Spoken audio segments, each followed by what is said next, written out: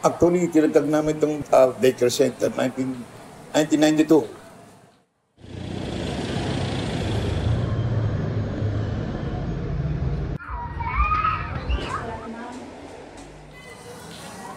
Yung daycare center namin, na unang-unang naging daycare center sa 3rd District.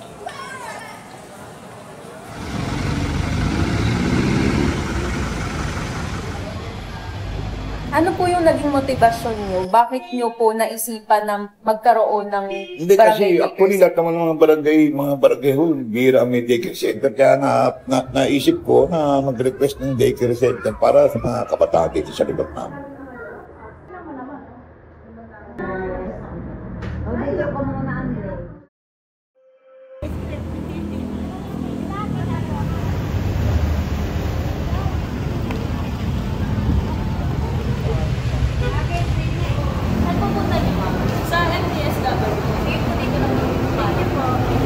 According to Manila Department of Social Welfare, there are 2,400 children currently enrolled across 53 barangay daycare centers within the District 3 in the year 2024.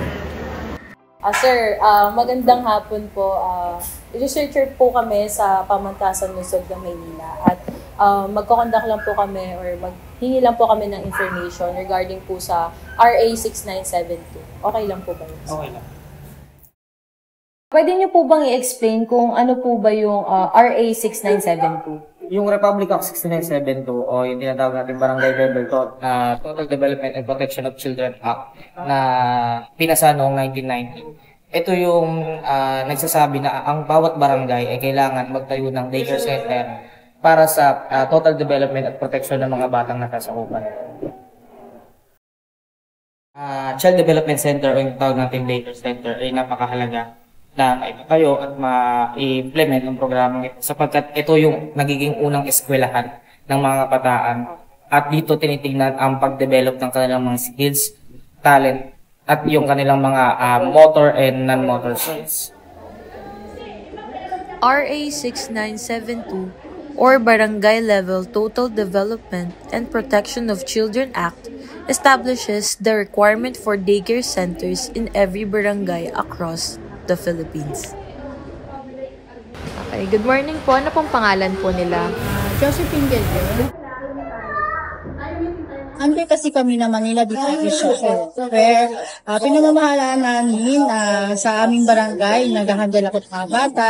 Ano lang naman kami, informal education. Nandiyan nakikita namin yung behavior ng mga bata, kung ano mga iba-ibang pag-uugali nila. Diyan namin nakikita. Para na rin kami psychology nakikita ng bawat may mabai, may tahimik, may magulo, mayroong iba-iba pag-uugali.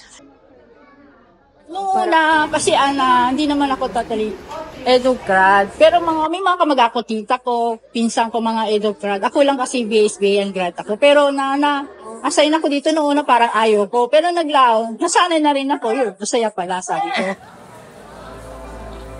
After all, Filipino children are the ultimate beneficiaries of this study.